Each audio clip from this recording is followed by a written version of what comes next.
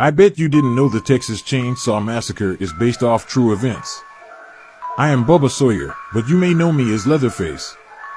I was born into a deranged family of cannibals and sadistic killers living in a remote Texas farmhouse. My mother was a quiet woman, but my father was a monster. He was an abusive alcoholic who would beat my mother and us kids whenever he got the chance. As a child, I was always fascinated with the animals that my father would bring home to slaughter. I would watch as he killed them, and I felt a strange sense of satisfaction. I didn't realize it at the time, but that was the beginning of my descent into madness. One day, my father brought home a chainsaw. It was a massive tool, and I was in awe of it. I begged my father to let me use it, and he eventually gave in. From that moment on, I was hooked. I would spend hours on end, cutting through trees, and anything else that I could find. The sound of a chainsaw was like music to my ears. It was my escape from the reality of my life. But it wasn't until my father died that I truly lost my mind. I inherited his house, and I turned it into my own personal slaughterhouse. I would lure people in and kill them using my trusty chainsaw to do the deed. The screams of my victims were like a symphony to me. One day, a man named Kirk entered my home to barter for gas. I attacked him with a hammer, killing him. A woman named Pam came in after him. She found my living room strewn with human and animal bones. I grabbed her, impaled her on a meat hook, and dismembered Kirk's body with my chainsaw as Pam watched. Jerry came looking for them both. He found Pam's nearly dead, spasming body in a chest freezer. I killed him with a hammer. Later that night, I ambushed their two surviving friends, Sally and Franklin. I killed Franklin with my chainsaw. I captured Sally and brought her back to the house. We tried to include Grandpa in murdering her with a hammer, but Grandpa's grip was weak, and he kept dropping the hammer repeatedly. Sally broke free and ran onto our road in front of our house, pursued by my family. The truck driver attacks me with a large wrench, injuring me, and escaped on foot. Sally, covered in blood, flags down a passing pickup truck and climbs into the bed, narrowly escaping me. I was so angry I let her get away. My family won't be happy about this. This is what happened to 12-year-old Florencia Di Marco and how she told people that she was being abused, but nothing was done about it. Florencia was born on January 6, 2005 in Mendoza, Argentina to her 16-year-old mother, Karina. Karina was super young when she had her daughter, and the father of Florencia actually abandoned them and just left Karina to raise Florencia all on her own. Thankfully, Karina's family members stepped in and they helped her raise Florencia. In 2008, just a few years after Florencia was born, Karina met a man named Lucas Gomez. The two began dating, and then they eventually got married, making Lucas Florencia's stepfather. Like I said, Florencia's biological father abandoned her, so now that she had Lucas, she felt like she was finally going to have a father figure in her life. So Lucas and Karina had two sons together, and Karina was actually pregnant with their third child together, a baby girl. Friends and family members described Florencia as being very timid and secluded. She wasn't allowed to go anywhere by herself, she didn't really have that many friends, and she didn't go to any sleepovers. She honestly spent the majority of her time on Facebook, and she liked to go on there, chat with her classmates, play games, post photos of herself, taking selfies, doing peace signs. Karina says that she would monitor everything that Florencia did on Facebook just to make sure that she wasn't talking to any strangers or like anything weird was happening. On Tuesday, March 21st, 2017, Karina went into labor and she was hospitalized to give birth to her new baby girl. Now, while Karina was in the hospital giving birth to their new child, Lucas was in charge of taking care of the household. He was in charge of making sure that Florencia and the two boys were taken care of. The day after, on Wednesday, March 22nd, Lucas was in charge of taking Florencia to school and then picking her up. That morning, he says he dropped her off at the front of the school at 8 o'clock in the morning. Then at around noon, he went back to the school to pick up Florencia. However, she wasn't there. He started looking all over the school for her. He even went back home just in case she had left school early, but she was nowhere to be found. He was freaking out, so he called the police and he reported his 12-year-old stepdaughter as missing. At first, people were thinking that maybe Florencia had met someone on Facebook and she had ran away with them. However, that was quickly ruled out after police went through her social media and found no evidence of that. Stepfather Lucas and the mother Karina truly believed that either someone abducted Florencia or that she had ran away. They did a handful of interviews crying, begging her to come home. They told her that she wasn't in trouble and that they just wanted her to be safe and sound. Karina was just heartbroken. I mean, she just gave birth to a new baby girl, and then the day after, her 12-year-old daughter goes missing. The Parents were asking for anyone with any information about what happened to Florencia to please call in any tips, and someone did. A woman messaged Karina on WhatsApp and said that she had found a backpack, and inside this backpack was a notebook that belonged to Florencia. This backpack was found in a remote field, and inside, police found a dictionary. And there were 4 words highlighted in the dictionary: lasso, stick, prostitution, and brother-in-law. Police see this dictionary and these words, and they're just so confused, like, what does this mean? Investigators end up finding a camera that covers the field where the backpack was found. On the surveillance footage, you can see a man throwing the backpack into the field. And this man looks exactly like Lucas Gomez, Florencia's stepfather. Okay, more in part 2. Part 2 on what happened to 12-year-old Florencia Di Marco and how she told people she was being abused, but nothing was done about it. So police look at the surveillance footage and they see a man that looks exactly like Lucas throwing the backpack into the field. They're so confused by this, so they go ask some of the neighbors, and the neighbors say that yes, they also saw a man that looked just like Lucas walking around the area. Start digging deeper into this, and they go to Florencia's school to look at the surveillance footage from the day that she went missing. Because remember, Lucas says that morning he dropped Florencia off at 8 o'clock. So they look at the footage, and that's when they realize that Lucas was lying. The footage shows Lucas in his van just driving by the school. He never stopped, he never parked, he never dropped off Florencia. She never got out of the car. Investigators start speaking to the teachers and the administrators of the school, and they all confirm that Florencia never made it to class that morning. So once again, Lucas was caught in another lie. And the day after police found this footage, 12-year-old Florencia Di Marco was finally found. But unfortunately, it was not in the way that everyone had hoped for. And just a trigger warning, what I'm going to say next is disturbing. Florencia's body was discovered under a bridge by fishermen and neighbors in a grassy area in San Luis, about 35 miles away from her home. She was found naked from the waist down, her hands were tied, and she was covered in bruises. The neighbors and the fishermen said that they aren't even medical professionals, but by the look of Florencia's body, they could tell that she had been severely essayed. The medical examiner concluded that Florencia was severely R-worded before her death, and that this wasn't the first time that this had happened. She actually had bruises and injuries and marks on her body from years ago, which meant that Florencia was being essayed for years. She also had defensive wounds on her, so that meant that she fought back whoever attacked and killed her. As for her cause of death, the medical examiner concluded that she was strangled to death by a lasso. What's weird is that when police found her backpack, the dictionary had the word lasso highlighted, which makes them believe that maybe she had been threatened to be killed by a lasso beforehand and that she had opened up the dictionary to see what it meant. She also had the word prostitution, stick, and brother-in-law highlighted. So what did all of this mean? 3 days after Florencia's body was found, her stepfather Lucas was arrested. He was charged with essaying her, and he was also charged with her murder. Now he claims that he was completely innocent, that he never abused her, and that he didn't kill her. As for the mother, Karina says that she had no idea that any of this was happening to her daughter. However, a couple of teachers and friends of the family have come out and said that that wasn't true. Some teachers from Florencia's elementary school said that one time Florencia told them, "My father caresses me." They thought this was weird, so they reported it to Karina, and Karina said, "Oh, my daughter is lying." And the school just didn't do anything else about it. They just kind of took Karina's word, and they didn't report it to the police, nothing. Florencia also told one of her teachers that her stepfather would come into her room at night and grope her. Karina knew about this, but once again, nothing was done about it. Even the teachers, I feel like they should have just called the police and ignored what Karina was saying and figured out if this was actually true or not. Karina was later arrested for letting the abuse happen, and she was sentenced to 18 years. As for Lucas, he actually took his own life while in prison, and he left a letter behind saying that he had found Florencia dead in her room and that he freaked out, and that's why he decided to throw her body over the bridge. But no one believes him. It breaks my heart that Florencia asked for help but didn't get it. This is 9-month-old Harlow Freeman, and she was kidnapped last night, and she's still missing. Harlow's father was driving their family SUV in Parrish, Alabama, and he briefly went to stop in at a friend's house, leaving the baby in the back seat for just a minute or two, and the SUV was stolen with the baby in the back seat. An Amber Alert was issued last night when she went missing, and you can see all the information. There's the license plate number 3880AR8, and it's a 2009 white Lexus RX 350, and Harlow is 9 months old. She was wearing a tie-dyed onesie with pink shorts. As you can imagine, the family is desperate for her return. They've offered a $5,000 reward. If you have any information, if you see this car, if you see baby Harlow anywhere, just immediately call 911. But also please share this story so that more people are on the lookout for the vehicle and possibly the baby who could be dropped off anywhere. So it turns out that baby Harlow, 9-month-old from Alabama, was never actually kidnapped. If I were the mother, I'd be so mad at the dad right now.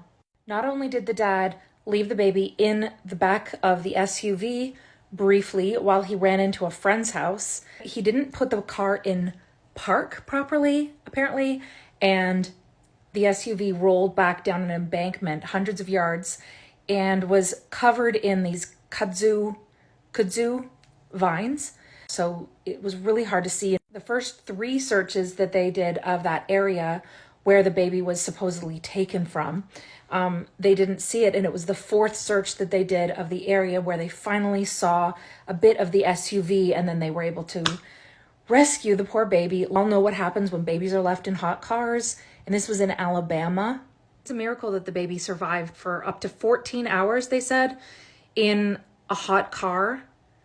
Tell us how many people you killed? About 36 people. After I get paid, they told me, you know what, Martinez? I feel a weight have lifted from my heart.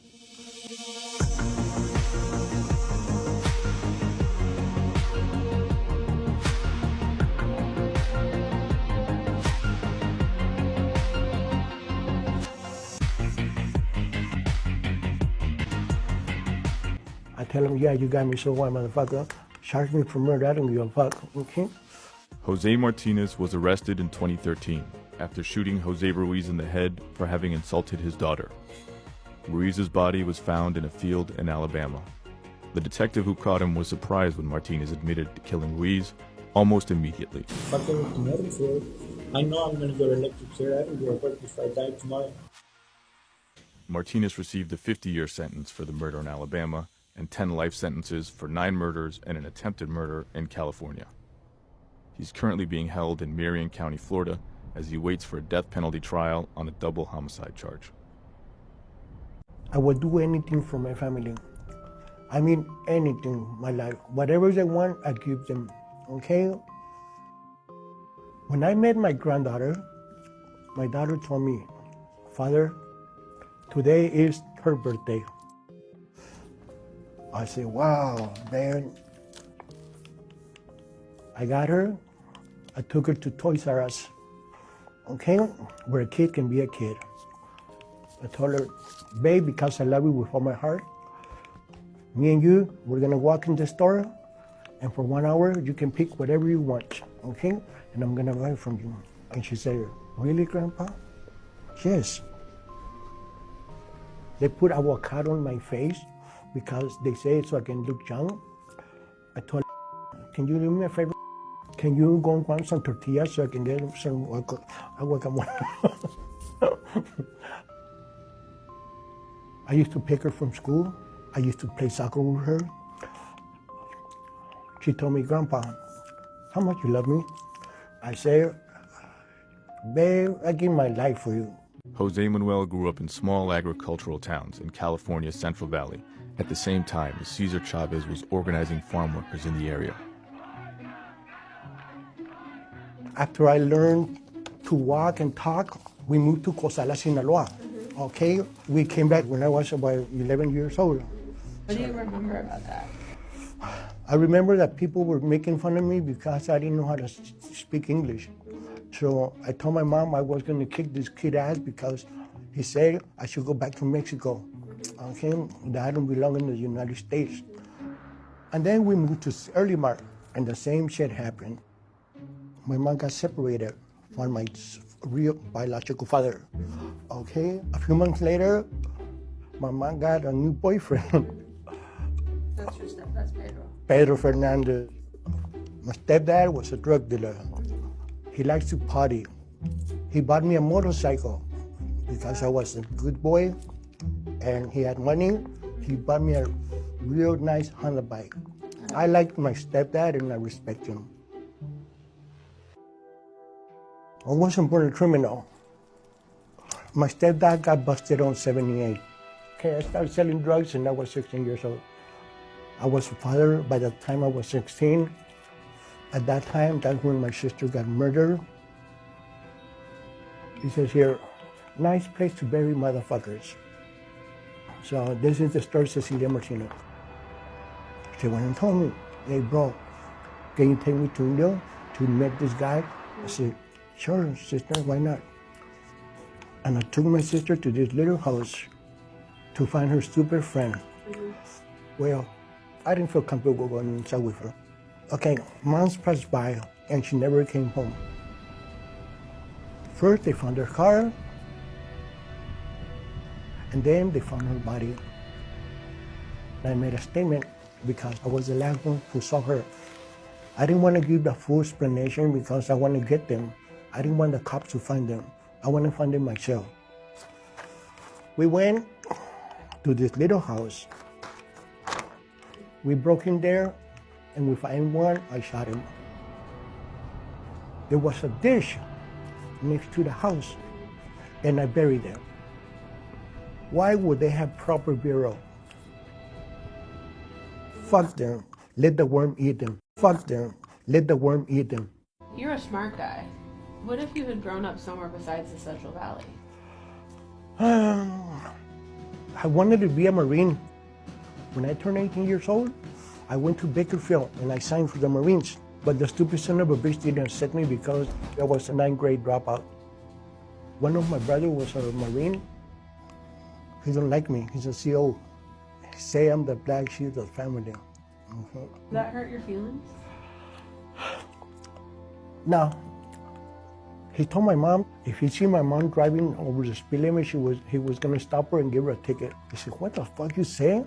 Yes, I go by the book, bro.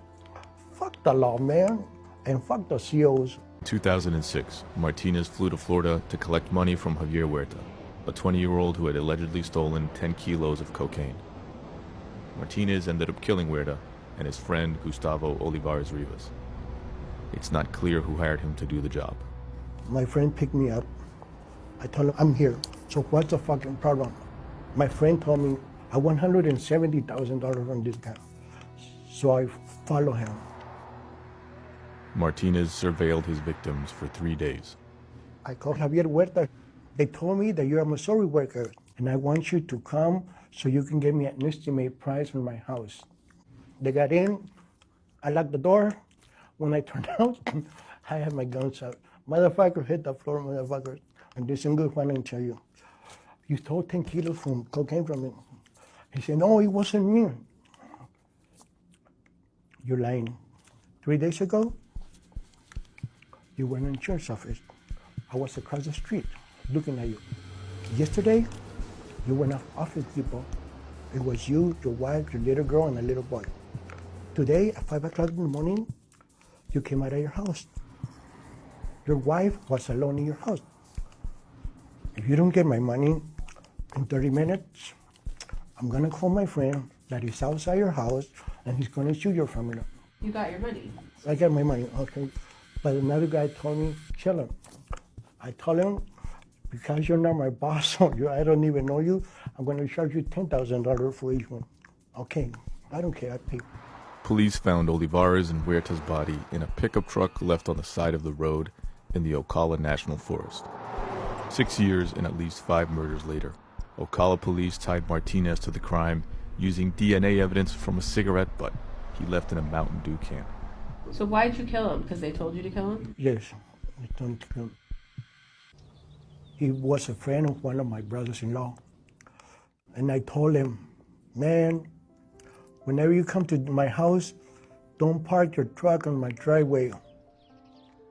You can come as many times you want, but park on the street. 2 weeks later, he parked his stupid truck on my driveway.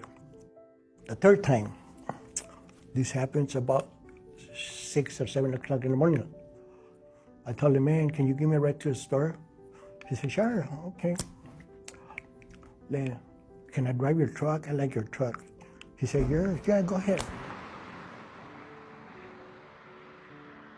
I told him, didn't I tell you not to park in my driveway? And he said he didn't listen to nobody except his mother. Okay.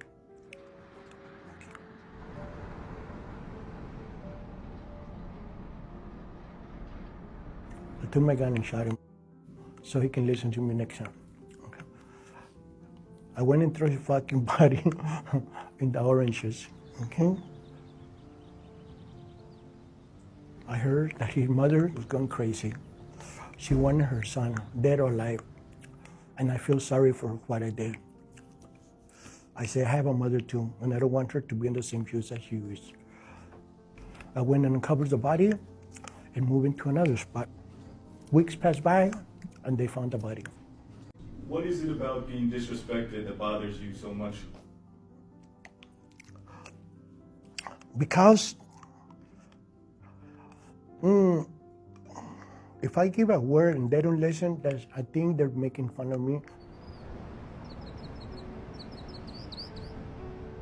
Do you think there's a lot of people that do what you do that get away with it? See, oh yeah, they do. Okay, I know 3 guys that one done about 30-something murders. Do you think you would have retired?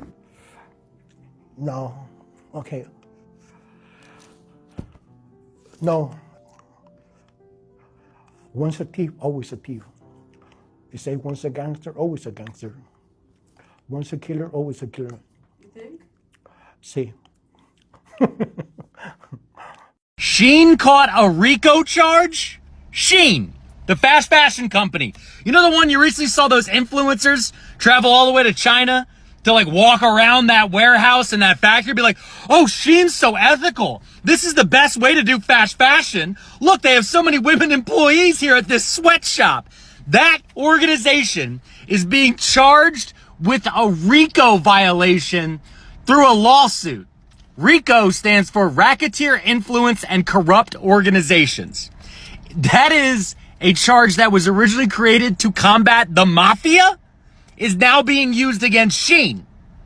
Basically, a bunch of independent artists are suing Shein because so much of their artwork and designs have been stolen and then sold through Shein.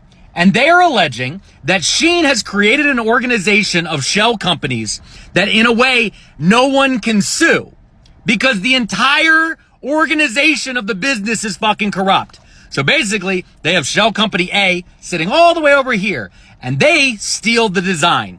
And then they partner with shell company B. Shell company B makes it. Shell company B sells it to shell company C. Shell company C then markets it to shell company D. Shell company D then sells it to Shein, and then Shein puts it on the internet to sell to you. Their lawsuit alleges that all of that is Shein. All of it. So yes, what do Shein and the mafia have in common? The fucking RICO Act of 1970, baby. Also, this is a test to see if my uploads work again, so please comment if you can see this. Got you under my skin.